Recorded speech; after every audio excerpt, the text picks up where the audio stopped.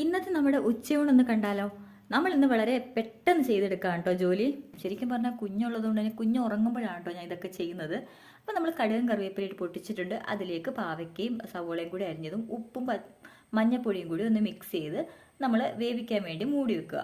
അതിനുശേഷം കുറച്ച് സമയം കഴിഞ്ഞ് തുറന്ന് നമ്മൾ അതിലേക്ക് തേങ്ങ ചിരകിയതും കൂടി ചേർത്ത് കൊടുത്തു കഴിഞ്ഞാൽ നമ്മുടെ തോരൻ ഇവിടെ റെഡി ആയിട്ടുണ്ട് കേട്ടോ. ഇനി നമുക്ക് കറി വേണം. അത് നമ്മുടെ പരിപ്പ് കറിയാണ് കേട്ടോ വെക്കുന്നത്. അപ്പോൾ അതുകൊണ്ട് തന്നെ നമ്മൾ പയറൊന്ന് വേവിച്ചെടുത്തിട്ടുണ്ട്. മഞ്ഞൾപ്പൊടി ഉപ്പും പച്ചമുളകും കൂടി ചേർത്തിട്ടാണ് നമ്മൾ പയർ വേവിച്ചെടുത്തേക്കുന്നത്. ഇതിലേക്ക് നമ്മൾ തേങ്ങ ജീരകം അതുപോലെ വെളുത്തുള്ളിയും കൂടി ഒന്ന് അരച്ച് എടുക്കുന്നുണ്ടേ. അപ്പോൾ ഈ സമയത്ത് തന്നെ നമ്മൾ നാളത്തേക്കിനുള്ള കേക്കിനുള്ള മുട്ടയും അതുപോലെ തന്നെ ക്ലീനിങ് പരിപാടി ഇതൊക്കെ എല്ലാം ചെയ്യുന്നുണ്ട് കേട്ടോ. ഇപ്പോൾ കാരണം പെട്ടെന്ന് വേണം നമുക്കിത് ചെയ്തിട്ട് കുഞ്ഞുണരുന്നതിന് മുമ്പ് തന്നെ നമുക്കിതെല്ലാം ചെയ്ത് വെക്കേണ്ടതായിട്ടുണ്ട്. ഇതുപോലെ എൻ്റെ കുളി നന ഇതെല്ലാം നമ്മൾ ഇതിൻ്റെ ഇടയ്ക്ക് വേണം തീർക്കാൻ കേട്ടോ.